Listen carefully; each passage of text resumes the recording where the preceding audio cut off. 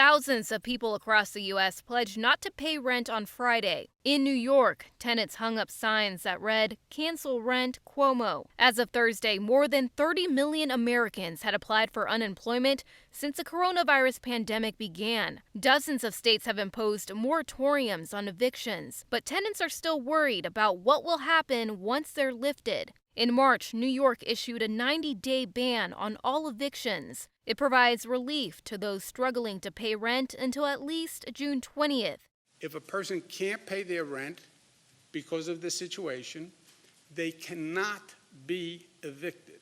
But it doesn't get people out of paying rent altogether. Tenants will have to make up the payments at a later date. Housing activists say postponement is not enough and want rent to be suspended entirely. The Housing Justice for All campaign, run by the New York-based Upstate Downstate Housing Alliance, is urging state leaders to cancel rent for 4 months or the duration of the public health crisis, whichever is longer. The group is also calling for rent freezes to stop rent from increasing during the pandemic.